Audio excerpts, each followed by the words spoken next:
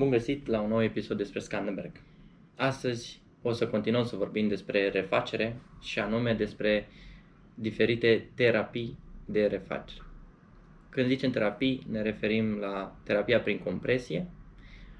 Asta o să încorporeze automasajul, adică cel care ne facem noi, și masajul tradițional.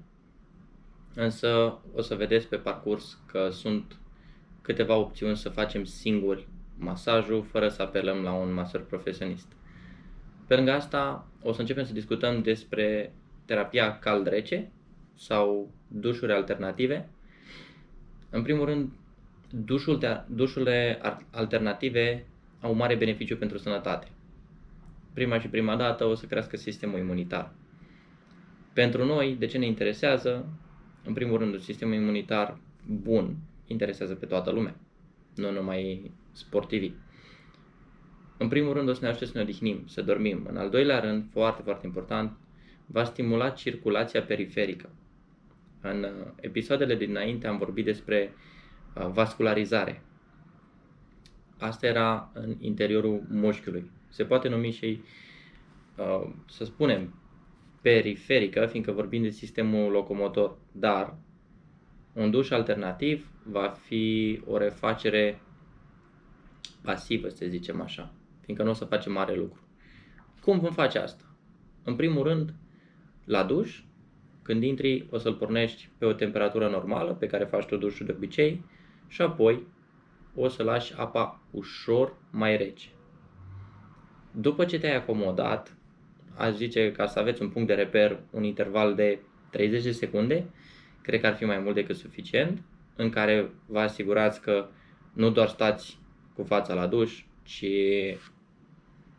aveți grijă ca să dați cu apă efectiv pe tot corpul, preferabil grijă la zona capului, nu vreți să puneți apă foarte rece pe cap, da? Bun, deci începem dușul cu o temperatură normală, apoi scădem ușor timp de 30 de secunde, apoi o să creștem un pic mai mult decât temperatura la care am pornit. Încă 30 de secunde. După, cred că se înțelege de la sine, când o să scădem un pic mai mult decât am scăzut data trecută și apoi o să creștem un pic mai mult decât am crescut ultima dată. Și în felul ăsta o să pornim de la o temperatură medie să ajungem la o temperatură joasă și o temperatură fierbinte, să spunem așa. Preferabil, acum nu aveți cum să știți, e foarte greu să stabilim asta, teoretic, științific vorbind, nu ar trebui să scădem la apa rece sub 17 grade Celsius sau să creștem peste 36. Însă, dacă alternăm, mai ales pe zonele afectate, pe ce poate aveți occintare acolo unde vă doare sau mai mult pe brațe sau vă simțiți spatele greu sau depinde ce vreți voi, atunci dușul ăsta alternativ e o metodă bună de a ne reveni. Se va face după antrenament, fiindcă atunci e cel mai important, însă nu strică să îl facem și zi de zi dacă vrem. La final, când o să încheiem dușul, e bine să-l încheiați cu o temperatură similară cu temperatura mediului în care o să stați. Să dăm un exemplu. Sunteți acasă. În casă țineți temperatura pe 20 de grade. Încercați să încheiați dușul cu o temperatură relativ apropiată de temperatura camerei. De ce? Dacă o să încheiem dușul cu o temperatură mai mare decât temperatura camerei sau o temperatură mult mai joasă, riscăm să transpirăm excesiv. Transpiratul în sine e un lucru bun, eliminând toxinele. Însă odată cu transpirația, de multe ori, mereu, se vor elimina vitamine și minerale din corp, săruri. Da. Astea sunt foarte importante pentru noi. De ce?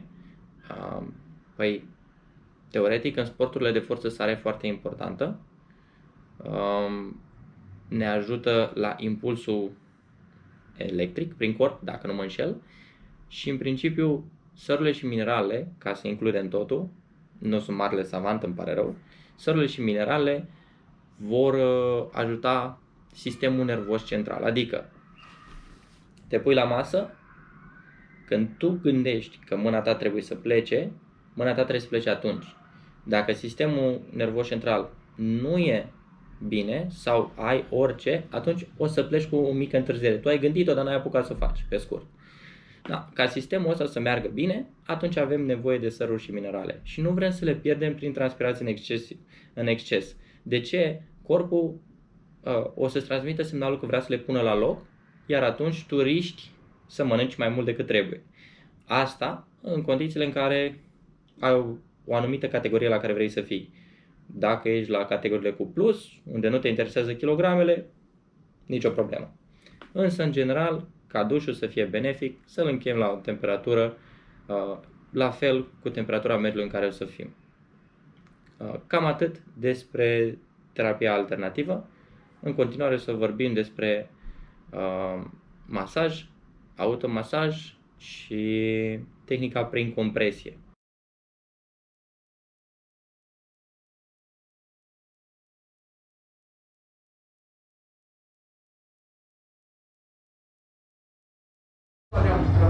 Salut! Acum o să discutăm despre terapia prin compresie. Practic ce o să facem? Terapia prin compresie sau masajul sunt foarte similare și ne ajută foarte mult la refacere. Cel mai adesea noi avem dureri de brachiu radial care nu trec orice face. Mulți se dau cu cremă, încearcă să facă masaj, dar o metodă mult mai simplă și mai rapidă de refacere e efectiv să comprimi mușchiul ăla, să-l presezi un pic. Și atunci el o să-și dea drumul, o să sparge acidul lactic din el, o să intre mai mult sânge și o să refacă mult mai repede.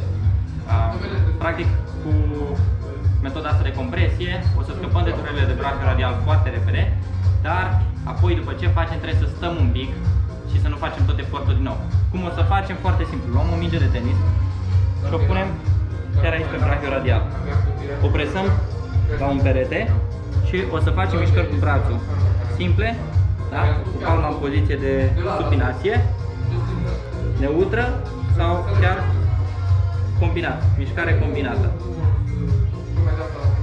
Foarte simplu. Ideea e că atunci când stăm pe minge să ne apese pe zona care ne doare și făcând mișcarea aici, când ridicăm, se flexează bicepsul și ne apasă pe mușchiul acela. Poate să fie și neutră, poate să fie și prin rotație. A zice cât un set de 15 repetări fiecare e mai mult decât suficient și durerea o să te lasă imediat. Dar după aia să nu mai faci nimic, să stai liniștit. Un alt exercițiu foarte util pentru mușchii spatelui. Noi nu putem să ne facem singur masaj la spate, așa că dacă n-ai bani să te duci la un masor profesional, o metodă foarte bună e un rolling foam, așa îi spune, asta e destul de tare, ok? Mie îmi place să-l folosesc pentru spate ca să ajutăm mușchii să se refacă, să stimulăm circulația sanguină, să ne refacem mai repede, să ne descălcească mușchii, ca să zicem așa. Foarte simplu de folosit.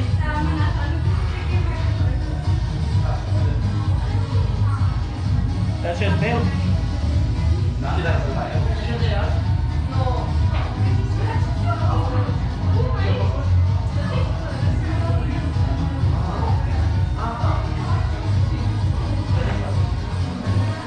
Bun.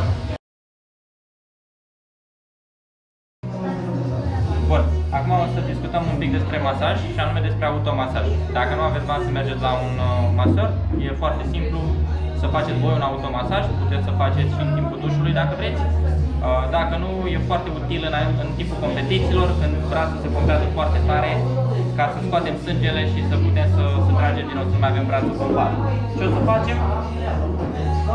Cineva o să-ți facă masajul și prima dată o să te dea cu cremă sau ulei și o să tragă în jos. De ce?